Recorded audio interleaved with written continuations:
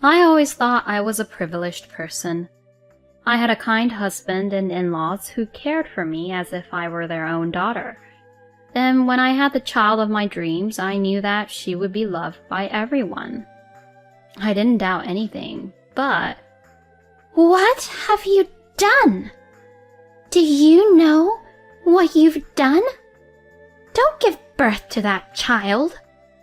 As soon as I told my mother-in-law, Mary, that I was pregnant, she looked like a young man and locked me in the doghouse in the yard. How could this happen? When I found out the truth and who was behind it, I couldn't stop shaking all over. My name is Amelia. I am a 32-year-old office worker. I met my husband Luke through a friend, and we have been married for 2 years. Luke is a gentle man, and I feel safe and relaxed with him. He's very protective of his parents. We often went to see them together to show them how well we were doing. His parents are also peaceful people. They loved me as if I were their own daughter. I never thought that I would be bullied by them, until I got pregnant. After we got married, I finally had the baby I had always wanted. When I told Luke, he was happy with tears in his eyes. I'll have to let Mom and Dad know. They'll be so happy. I thought it was a little too early to tell them. But then I thought that I might get sick or something and might need them to help me. Luke and I visited them on the weekend. We enjoyed dinner as usual. Luke told his parents that I was pregnant when after dinner. Mary seemed to have noticed that I didn't drink alcohol. I knew it. Congratulations. I'm really happy for you, Amelia. You need to take care of your body now. She was so happy. My father-in-law, Kevin, who was sitting next to her, also looked surprised. I am surprised. You're pregnant. It seemed like he didn't know what to say. I was so relieved, and we decided to stay at their house for the rest of the day.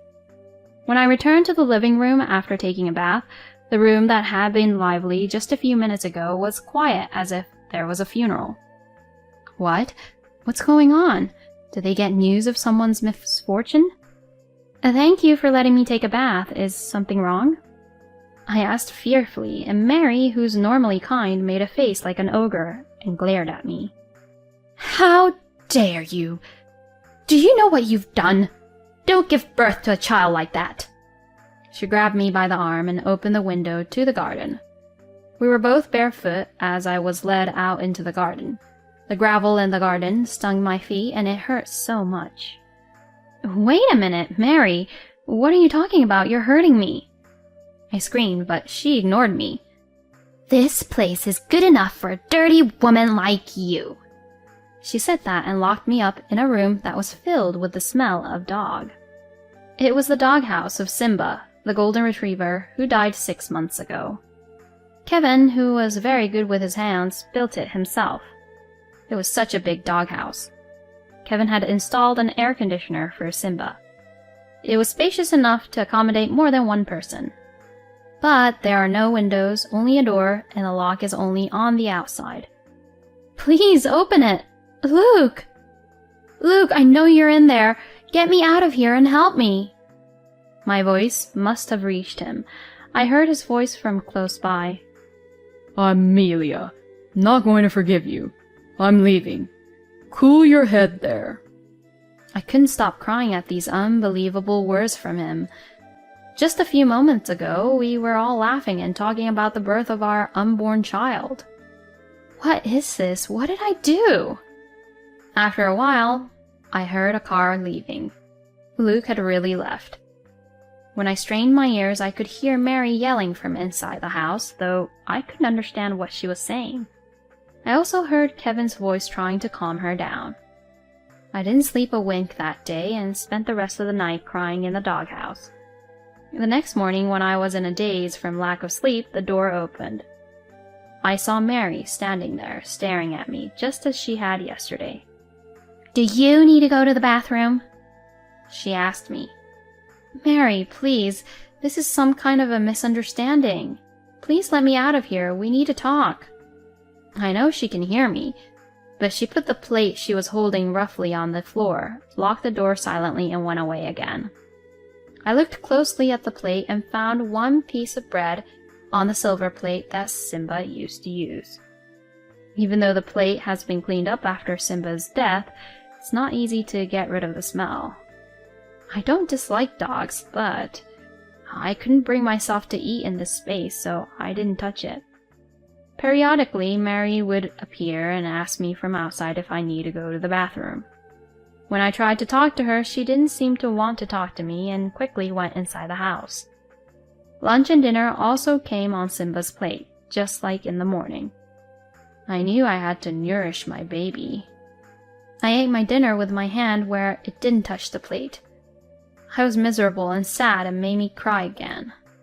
I went outside for the first time since I was locked in the house to use the bathroom at night. I noticed that Luke's car was there. "Luke is here?" I asked Mary. Luke is a poor little boy because he married a woman like you. Mary's words still made no sense to me, but I hurried into the house. "Don't come inside with your dirty feet," Mary shouted from behind, but I didn't care. I went into the living room and found Luke and Kevin. "Luke, thank God. Can we go home now?" I said that to him, but he remained silent. "Kevin, please tell Mary to stop doing this to me. Please let me go home, I beg you." Then Kevin looked a little annoyed and said, I'm sorry, Amelia. When Mary becomes like that, there's nothing I can do to stop her. It's almost over, so just bear with it until then. And then Luke said, Get back in the shed. You're filthy, you know that? He suddenly yelled out.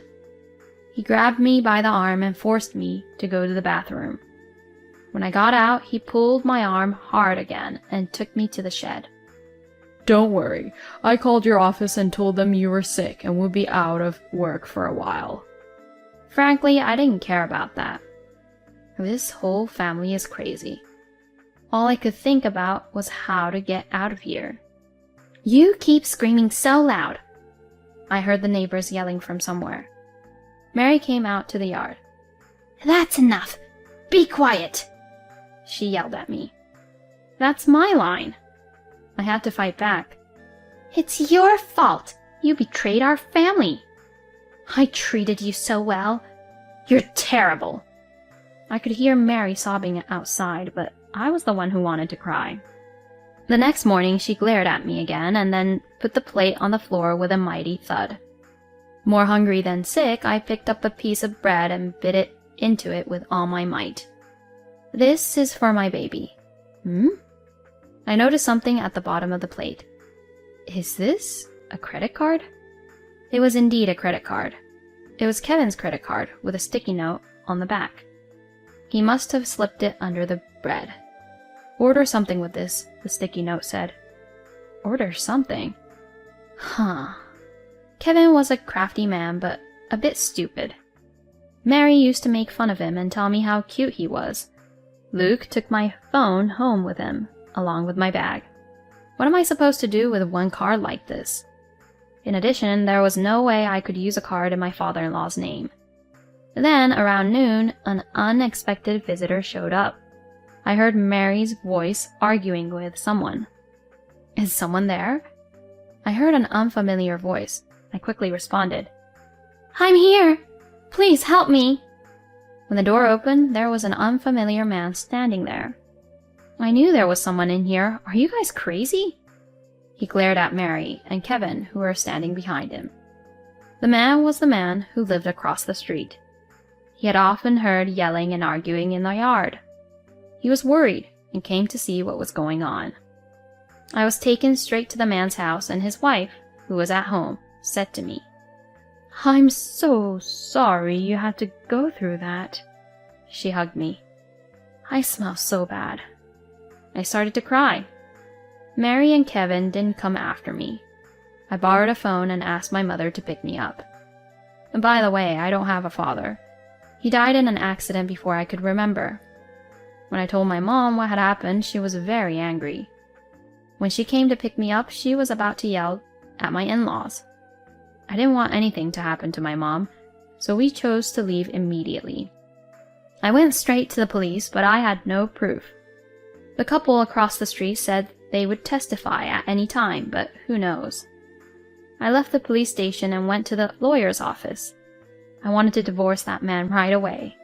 But a few days later, I couldn't believe my ears when I heard from the lawyer. What? Me? Why should I pay alimony? No way, I thought. But the lawyer told me that this case was caused by my cheating in the first place. He also said that they only wanted to discuss it directly with me, and that they had proof. Of course I never cheated on Luke. We accepted the offer. We set up a meeting with a lawyer. On the day of the meeting, Mary and Luke were staring at me. Kevin looked at me with concern. I hear I'm having an affair. With whom in the world? Mary's face turned bright red at my words. I know you're messing with my husband. Her voice was loud enough to echo through the room, but the content of it startled me. What? Luke continued, spreading the pictures all over the desk. Look at this. It's you and my dad, no matter how you look at it. My mom and I picked up one photo at a time and looked at it. Sure, the faces are mine and Kevin's, but the bodies belong to different people. Some of the photos clearly show the wrong height difference. And then Luke took out his phone and started playing some kind of sound. I love you, Kevin. It was unmistakably my voice, but I don't remember saying a word about it. Luke and Mary looked so proud of themselves, but I really thought they were idiots. Then my lawyer said, This is a composite photo, isn't it? Also, isn't the audio also processed and made up? I'm sure we'll find out as soon as we get it to the lab. Well, I think anyone would find it odd even if we didn't. When I pointed out the height difference, which even I noticed, the color of Luke and Mary's faces began to deteriorate a little. At the same time, they turned their attention to someone else. Dad, what's going on? You're telling me that these pictures and the audio you gave me were all a lie? And that story about my baby's father being you was a lie too? Luke's voice rang out in impatience, and Kevin turned his head to the side. I love Amelia, Kevin said. These unexpected words gave me goosebumps. It turns out that after I went to the bathroom that day, Kevin brought these pictures from his room and started to tell Luke and Mary, actually, Amelia and I are in love. Kevin usually doesn't joke about stuff. So Luke and Mary believed it completely. By the way, both the pictures and the sound were made by Kevin. When I heard that he usually used them for his personal use, I couldn't stop shaking on the spot. As a result, Luke left me and went home because he didn't want to see me. Kevin wanted to divorce Mary and be with me. Mary did not want to divorce him. While I was locked in the doghouse, Kevin and Mary talked about divorce all the time. So when you said it would be over soon, I blurted out. I mean, Mary and I are getting divorced soon. Of course, you and Luke are splitting up, right? You always smile at me and I really love you. I want us to be together. I couldn't look directly at him. He was too creepy. Then my mom, who was sitting next to me, said, Hey, you old guy, I can't listen to you anymore. Do you realize how sickening you sound? Because she smiled at you? Huh? Of course she smiles at you because you're her husband's father. And you're just misunderstanding, you idiot. Kevin's face turned bright red after hearing her words. And you two. You guys are just as guilty for inflicting a lifetime of trauma on my daughter. Neither I nor Amelia will ever forgive you. My mom glared at them with all the hatred she could muster. Luke and Mary were completely disheartened and made me an unbelievable proposal. Amelia, I'm really sorry about what happened. Mom and I were so careless. Let's just forget all these and we'll start over, okay? I mean, a child needs a father, right? I don't know what kind of nerve he has. He must be kidding me. Yes, that's right. A child without a father is pitiful. A child needs both a father and a mother. Amelia, I'm really sorry that I lost my temper too. Can you forgive me? I mean, how could Amelia have feelings for an old guy like you? Here, you apologize to her too. Mary strongly urged Kevin to apologize to me after she looked at me with a goofy look on her face. That made me feel sick and nauseous. I got up from my seat and ran to the bathroom. Morning sickness? You don't want to be in a family like that, do you? I'm going to do my best from now on. I lightly rubbed my stomach and slapped both cheeks to cheer myself up.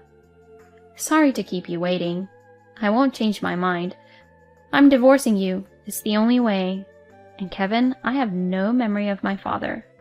I loved you like a father, but no more, no less. Now I never want to see your face again. Kevin looked down in disappointment, and I talked calmly. Luke, don't you think this child would be more pitiful with a father like you? I feel so bad for her, thinking about what she might have seen from my belly. Mary, do you feel sorry for a child who doesn't have a father? That's how you thought about me all this time? It's none of your business. I have such a strong and dependable mother. I don't know if they had any words to reply, but they all became completely silent. After that, we talked about child support and property division, and everything went in my favor. Mary revealed her true nature. Of course, we have custody of the child, don't we? We're financially well off, and I'll take responsibility and raise the child. What she said didn't make any sense, so I ignored her. There's no way Luke can get custody of the child. They are forgetting the most important thing. After that, I took a leave of absence from my job to think only about my child. I moved back to my parents' house. It was not long after that I heard that my ex-family-in-law had been taken to the police. When the police asked me what had happened, I remembered something. Mary and Kevin were dog lovers and were so worried about Simba that they kept security cameras in their yard and the shed. I told the police about it, and when the police visited their house, they told me that the footage was perfectly preserved. And the couple across the street testified. Mary was blatant in her denial, but Kevin readily confessed to the crime. Luke knew about the confinement, but ignored it, so he was judged to have been involved in the confinement. As a result, my ex-family members were sentenced to prison. They sent me a letter, but I threw it away without reading it, because I will never forgive them, even if I read it. Mary and Luke may have acted that way because of what Kevin had told them, but that doesn't mean I'm going to rebuild my life with a bunch of crazy people who won't listen to me and lock me in a doghouse. I don't think I'll ever be more scared in my life. I went through a lot of hard times, but when I saw my daughter sleeping in my arms, I felt so happy that it didn't matter. According to the law, my daughter was born under my ex-husband's name. I filed a petition with the family court, and my daughter and I were safely given the same surname. By the way, I heard my ex-husband got out of jail first. None of my friends know where he went. He never paid child support. That's how lazy the man was. Whatever the reason was, sooner or later, we might have ended up divorced. I'm just happy that he's gone from my life. My mother holds my daughter, Grace, in her arms. I could look at her all day. She's so cute. Single mothers are not uncommon these days. You have me, and there are many people in this world. Amelia, you can raise your child in peace. I never see my mom raise her voice like that during our divorce proceedings. I'm so glad she was my mother. I vowed to be a strong mother myself.